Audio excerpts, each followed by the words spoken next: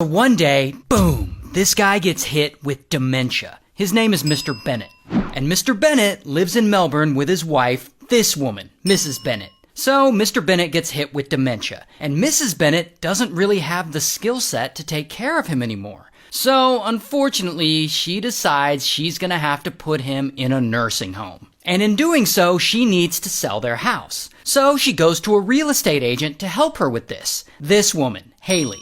So she asks Haley to help sell their home, and Haley's like, yeah, I'll help. And she gets right to work. She sets it all up, she lists their house on the market. But then, over time, Haley, she starts helping them with things outside of selling their home. Like, they're trying to pick out a nursing home for Mr. Bennett, so she's like driving them around to different nursing homes to help them make a decision. And this is a huge benefit to the Bennetts because they don't have any other family around, so they really appreciate what Haley's doing for them. But then, Haley starts to get a little greedy. Whatever money she was gonna make helping them sell their house, I guess it isn't enough. Because one day, Haley goes to them and she offers to help them with something beyond real estate. She wants to help them manage their day-to-day finances. And the Bennetts, they can't keep up with all this accounting and paying bills, so they're like, alright. And that is when, unfortunately, Mrs. Bennett hands power of attorney over their finances over to Haley. So, what does Haley do?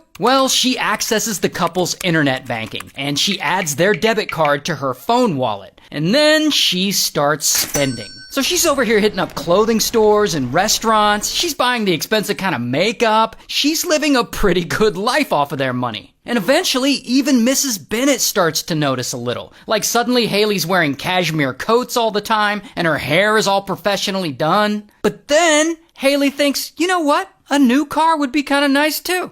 So she uses the Bennett's money to make payments on a Mercedes-Benz. And one time, Haley even picks Mrs. Bennett up in this new Benz, and she's like, hey, what do you think of my new ride? And Mrs. Bennett's like, it's too flashy. And of course, she doesn't realize it's her money that paid for that car. So anyway, this goes on for a while, and Haley just keeps spending. She gets beauty treatments and a new iPhone and a new MacBook, and the Bennetts don't fully catch on because Haley has gone into their banking info and changed the address so that all the Bennett's bank statements are redirected to her own home address. So the Bennetts never see any bank statements, and they have no idea the little bit of savings they have is slowly disappearing. But then, it gets worse. One day, Haley goes to Mrs. Bennett and she makes up a story and she's like, oh no, you're being investigated by the government. And she tells them that this fake investigation is going to cause them to lose their pension. But then she tells Mrs. Bennett that she needs to pay her 40,000 Australian dollars so that she can pay the government off or something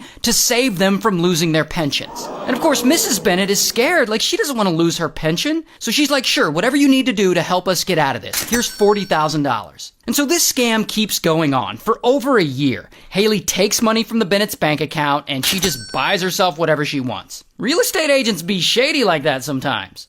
Until one day, Mrs. Bennett, she's probably chilling at home or something, and she suddenly realizes, damn bro, I haven't seen a bank statement in a long ass time. That's really sus, no cap. And so she's like, I better go check this out. So she asks her caregiver, because I guess she has a caregiver, to give her a ride to the local bank. So she gets to the bank and she's talking to the bank staff and she's like, yo chat, where my bank statements at? And the bank is like, hey, we've been sending them to you. And that is when the bank staff shows her copies of her past bank statements. And that's when Mrs. Bennett sees all this crazy shit Haley's been buying. And she realizes she's been getting scammed. Over the last 15 months, Haley had made over 98 different transactions from the Bennett's accounts and spent nearly 100,000 Australian dollars of their money. And Mrs. Bennett sees this and she is pissed. So then, bam, she reports Haley to the police. And so police, they eventually bring her in and they question her and Haley's like, I didn't steal anything from anyone. And she tells them that Mrs. Bennett had actually given her permission